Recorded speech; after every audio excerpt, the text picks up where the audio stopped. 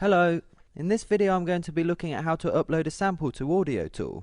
Okay, here is a blank Audiotool document. It doesn't need to be a blank document. I can upload a sample from any Audiotool document, just as long as I'm logged in.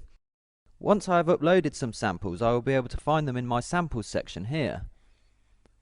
My samples. Okay, so now I'm going to import a sample. File, import sample. Here's the sample editor. I have 3 different ways of importing a sample. Import from file, from mic, or bounce from the timeline. If I hit bounce, I will be able to create a sample from any of the content on the timeline. As default, this is set to whatever is between the timeline's in and out markers, or you can set the timecodes manually. I'm working in a blank document at the moment, so I have nothing to bounce right now, so I'll close this. If I hit mic, I get a nice little record box. Lovely. So I can just hit record and make a recording. Hello, hello, hello, import from mic, import from mic. And I can preview what I've just recorded with this preview button. Hello, hello, hello, import from mic, import from mic. Okay, great, fantastic. There's also a metronome here that I can use when I'm recording, which is quite useful. If I'm happy with what I've done, I can just hit use and the recording will be loaded to the sample editor. But I'm not going to do that either, so close this. Okay, so now, upload from file. Your sample. I understand that by uploading copyright material, I will be harming the Audiotool community. I agree to take full responsibility for any violation of copyright. Okay, this part is important. This is where you confirm that it's your problem if you upload copyrighted material. Okay, so I agree to that. Hit OK. Okay, there's only one sample here that I can use. Story test MP3. So I'll take that. Okay, so here it is. My sample has been loaded to the sample editor.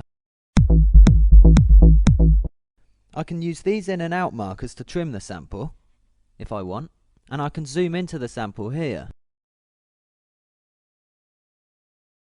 There's also a BPM counter here with a little checkbox next to it.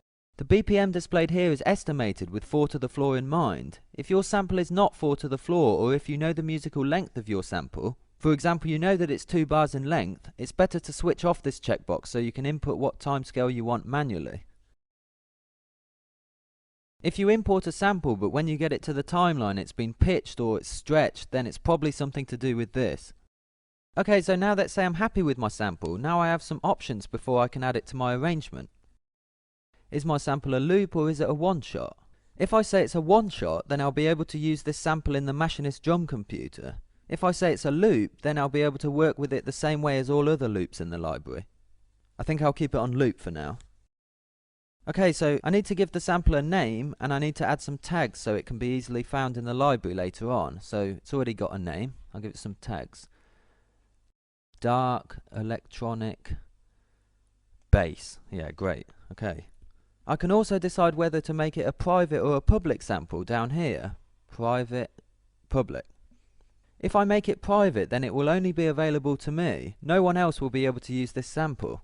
If I make it public, then other users will also be able to use this sample in their tracks.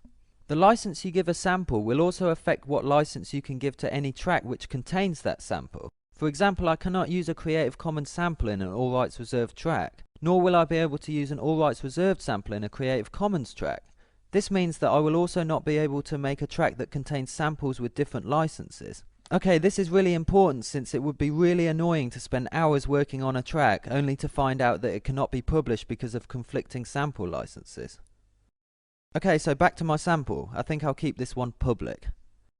I'm now ready to add this sample to my arrangement. I just need to hit this checkbox, again confirming that any violation of copyright is a big no-no. I confirm this material does not infringe any copyright. And then I just hit done. Done. So now I can find my sample in the bin here. The bin contains all of the samples included in my track, as well as all samples that have been uploaded during this session. There is a little red button next to the sample's name in the list. This signals that the sample has not yet been fully uploaded. I can use the sample in my arrangement and I can do whatever I want with it, but it has not yet been synced with the database, meaning that this sample can not yet be found in the sample library by other users. This has been done so that you can work on a sample and experiment with it before you decide to keep it forever, since once a sample has been synced with the database you will not be able to delete it. I can reload the sample in the editor if I want to change anything before syncing the sample, with the little button next to the red button in the bin, this one. So now I can make whatever changes I want. Change the title maybe, add some more tags. It is also possible to reload the sample in the editor after syncing in the same way by hitting the little button in the list.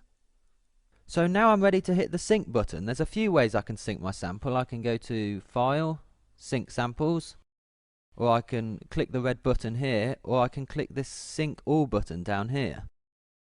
There is this Clean button as well. This will delete all unsynced samples from the bin that are not used in my arrangement. So watch out for that. It's a bit dangerous if you've got unsynced samples in the bin. Okay, I think that's about it for sample upload. The sample editor does take a wide range of different formats, but it's important to note that it will not take all versions of all formats. For example, it will not take uncompressed WAV files, and it will only take samples that have a sample rate of 44.1 kHz. Okay, that's it for now. Lots of tutorials on the way to explain all the new great stuff in Audiotool. Cheers!